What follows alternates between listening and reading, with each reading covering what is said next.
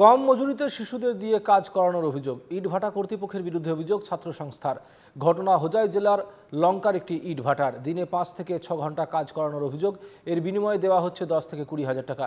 জেলা শাসকের কাছে অভিযোগ, হোজাই জেলা ছাত্র সংস্থার ইটভাটার বিরুদ্ধে কড়া ব্যবস্থা গ্রহণের দাবি।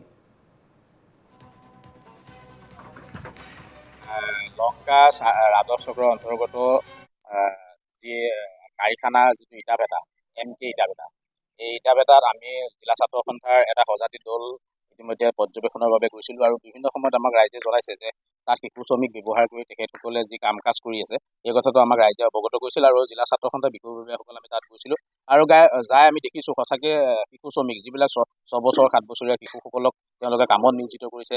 5 ঘণ্টা 6 ঘণ্টা তেওঁলোকে কামৰ বিনিময়ত শিশুসকলক 10 টকা 20 টকা দি তেওঁলোকে কাম কাজ কৰিছে।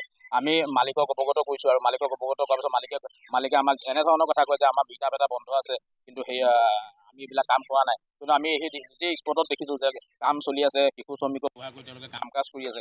আচলতে এনেধৰণৰ আমাৰ শিশু সুৰক্ষা সমিতি আছে, শিশু সুৰক্ষা বিষয়াসকলক আমি অৱগত ইতিমধ্যে তেওঁলোকৰ বিষয়ববীয়াসকলক আমি আমাৰ সামাজিক মাধ্যমৰ জৰিয়তে আমি অৱগত কৰিছোঁ আৰু তেখেতসকলৰ ফোনৰ যোগেও আমি অৱগত কৰিছোঁ, কিন্তু মালিকৰ ওপৰত কোনো ধৰণৰ ব্যৱস্থা গ্ৰহণ কৰা নাই। আমি জিলা প্ৰশাসনক এনেধৰণৰ মালিকৰ ওপৰত বিহিত ব্যৱস্থা ল'বৰ কাৰণে আমি দাবী জনাইছোঁ, অন্যথা ইয়াৰ ওপৰত আমি জনজাত